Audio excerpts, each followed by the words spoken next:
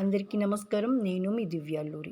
నేను Nifty predictions ఏమి ఇవ్వలేదు. ఎందుకు అంటే నేను ఆల్రెడీ చెప్పాను ముందు ఎపిసోడ్‌లోనే ముందు రోజే చెప్పాను 24,060 రూపీస్‌లో వస్తే గనుక తీసుకోండి అని. నేను 24,060 రూపీస్ వరకు వచ్చింది. సో దాని తర్వాత మళ్ళీ 100 పాయింట్స్ అలా పెరిగింది నిఫ్టీ. సో మొత్తం చూస్తే 24,274 ఉంది ప్రెజెంట్. సో మార్కెట్ పెరుగుతుందా అంటే ఖచ్చితంగా పెరుగుతుంది. ఎందుకంటే రెసిస్టెంట్ ఎక్కడ ఉందని చెప్పిన 24,060 రూపీస్ అంటే జస్ట్ ఇంకా 150 రూపీస్ డిఫరెన్స్ ఉంది. సో ఒకవేళ పడిపోతే ఒకవేళ డౌన్ అయితే అంతకంటే డౌన్ అవ్వదు.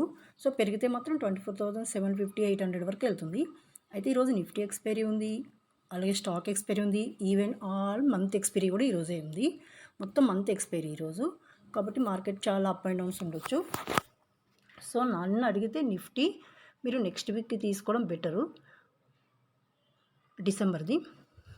అలా అయితే కనుక మీరు ఖచ్చితంగా ప్రాఫిట్ గెయిన్ చేస్తారు. ఎందుకంటే నిఫ్టీ ఇక్కడి నుంచి పెరుగుతుంది, ఇంకొక 700-800 పాయింట్స్ వరకు పెరిగే ఛాన్సెస్ ఉంది, 700 పాయింట్స్ వరకు.